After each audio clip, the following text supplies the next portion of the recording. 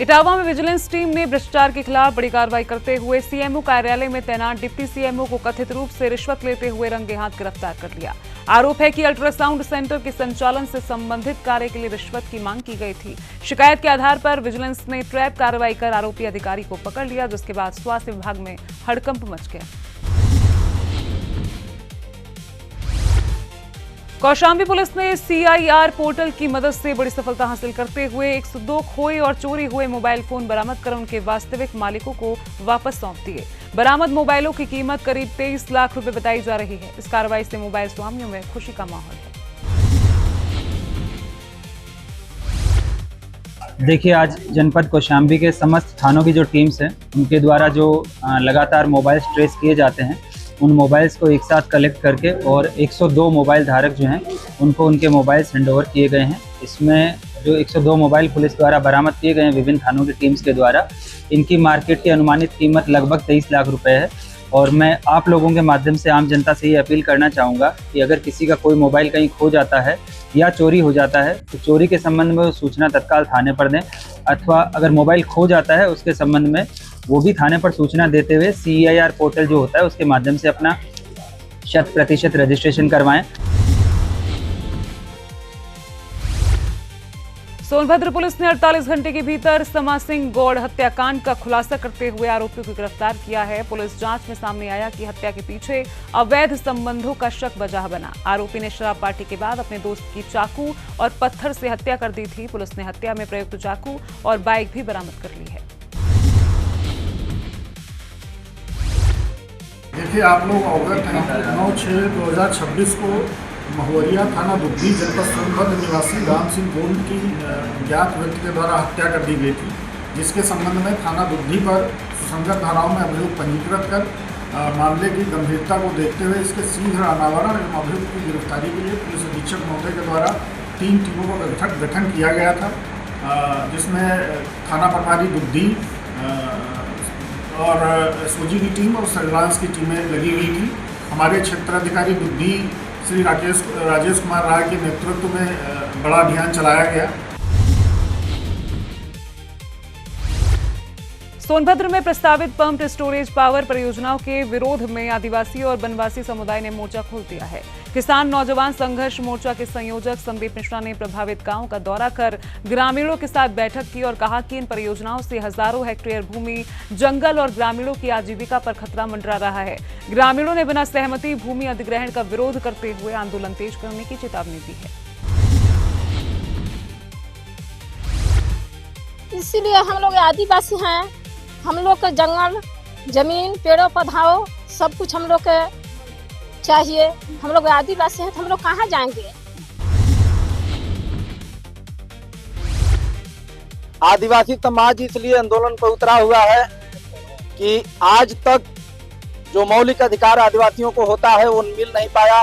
ये जंगल पे आश्रित समाज जो है जंगल पर ही अपना जीवन यापन करता है और इसके बीच में कंपनी आकर के हमारे ग्राम में बैठने लगी।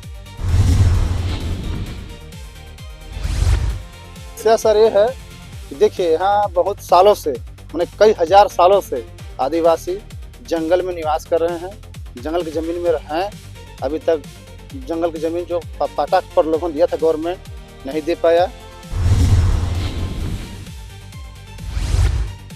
हम लोग का मामला प्रदर्शन इसलिए है भैया कि देखिए हम लोग को जंगल जमीन के लिए भैया हम लोग देखिए हम लोग किसान हैं छोटा मोटा, तो भाई जमीन नहीं रहेगा तो हम लोग जीने नहीं पाएंगे भैया। प्रॉब्लम ये है कि हमारा जो बुजुर्गों थे वो सब जंगल में ही निवास कर रहे थे। आज कंपनियां आकर बैठ रही है, उससे हम लोग का बहुत ज्यादा नुकसान हो रहा है। जमीन तो हम लोग का नहीं जा रहा, लेकिन जंगल जा रहा है। जंगल में पेड़ पौधे हैं, बहुत प्रकार के खनिज पदार्थ है, जिससे हम लोग अपना जीवन यापन करते हैं। कल रात को यहाँ से कई एक हमारे हृदय पे छोटे भाइयों का फोन आया, लक्ष्मण भैया का, राम सूरज भैया का, जोगिंदर भैया का। सभी लोगों का कहना था भैया आप नहीं आएंगे तो हम लोगों के जीवन पे बहुत बड़ा संकट आ चुका है। आज आप समझ लीजिए कि ये सरकार इतनी संवेदनहीन हो चुकी है कि इन्होंने ग्रीनको नामक एक प्रोजेक्ट ला करके पूरे जनपद का जो सबसे बड़ा जंगल का भूभाग है उसको काटने के लिए 3500 हेक्टेयर भूमि इन्होंने JSW को दे दिया, अडानी एनर्जी को दे दिया, अनंत एनर्जी को दे दिया।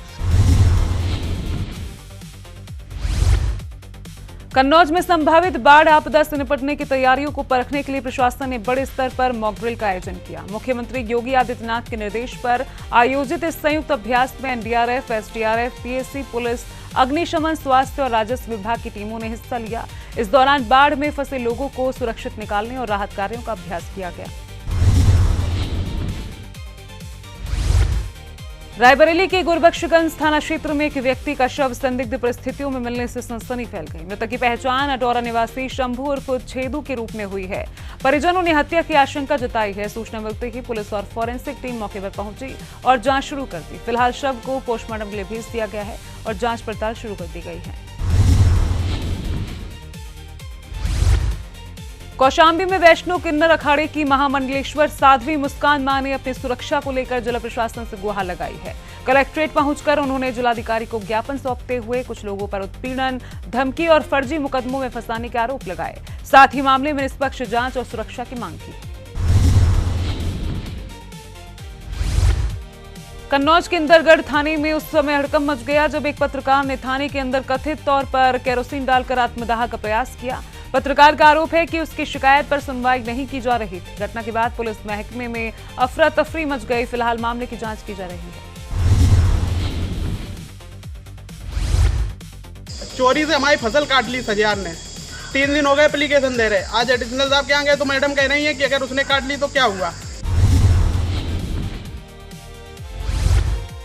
बांदा में भीषण गर्मी के बीच बिजली संकट से परेशान ग्रामीणों का गुस्सा फूट पड़ा। नरैनी तहसील के मलेहरा नेवादा गांव के दर्जनों ग्रामीण डीएम कार्यालय पहुंच गए और बिजली बहाल कराने की मांग की।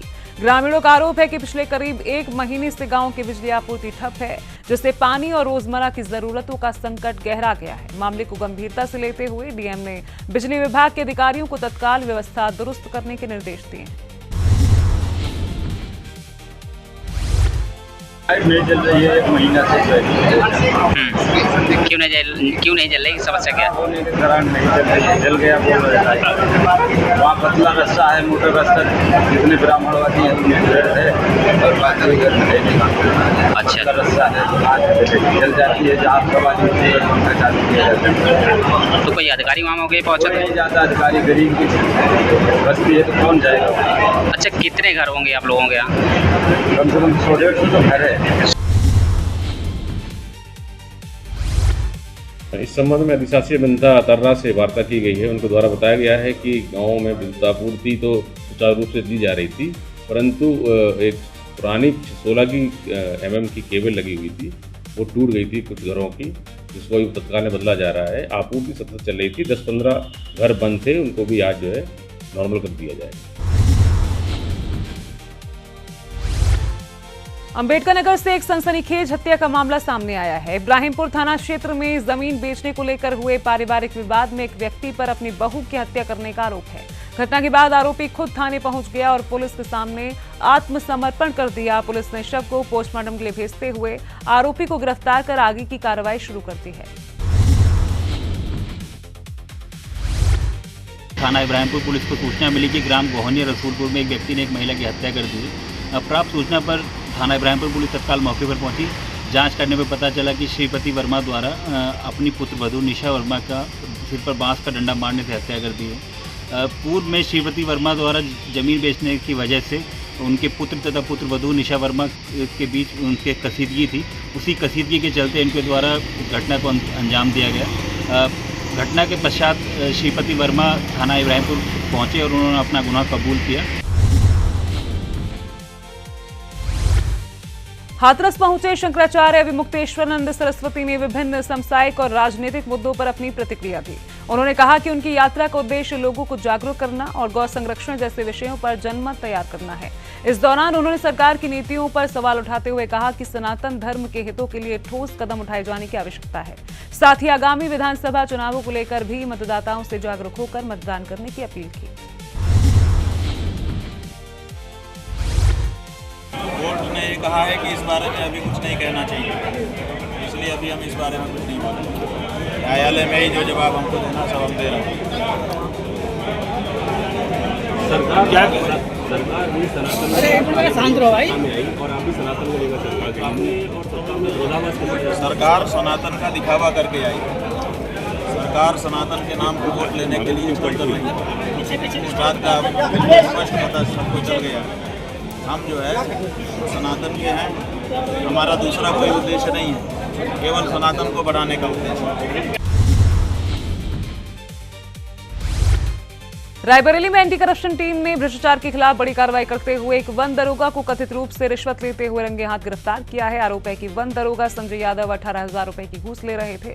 टीम ने उन्हें रेंज कार्यालय से गिरफ्तार किया और आगे की कानूनी कार्रवाई शुरू कर दी है।